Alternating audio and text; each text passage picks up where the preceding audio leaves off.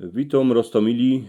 Posłuchajcie dzisiaj wiersz po naszemu, napisany szumną cieszyńską rzeczą. Wiersz będzie o sztrykowaniu. Starka baj w zimie, jak już poodbywali, to na stołku w kątku se w cieple siodali. Jeglice, kulki z niciami spod stola wyciągali, a cały wieczór do nocy cosik sztrykowali.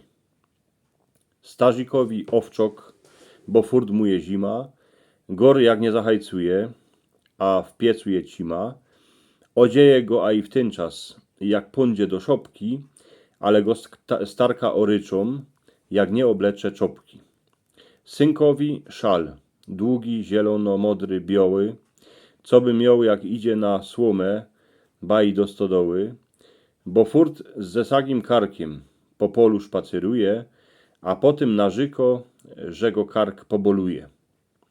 Dzieckom ciepłe czopki, jak idą do pola, do szkoły, na słonki, a i do kościoła, bo ty stare, kańsik w lesie, na isto potraciły, tak to je, bo furt gonią, jako każdej zimy. Cerze rękawice, bo furt narzekała, że i na rękach skóra kapkę popraskała, a starka i przeca od małego prawiła, trzeba chronić packi, jak na polu je zima. Sobie stareczka zrobili cieplutki fusekle, w nogi ją oziąbo, choć w piecu je jak w piekle, marzyk ją chcą po szłapach kapkę masyrować, że to je lepsze, jako nogi pod pierzinę chować. Wszystkim się w chałupie gębulka zaś śmieje.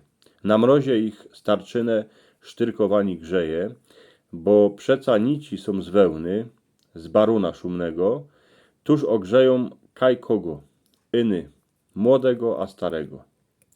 Jak starka to wszystko w kątku po cichu sztrykowała, to miłość do tego wraziła, wiela i iny miała. Tako czopka, lebo fusekla, dycki cię w zimie ogrzeje, a starczyne serce się z krystego z radości zaśmieje.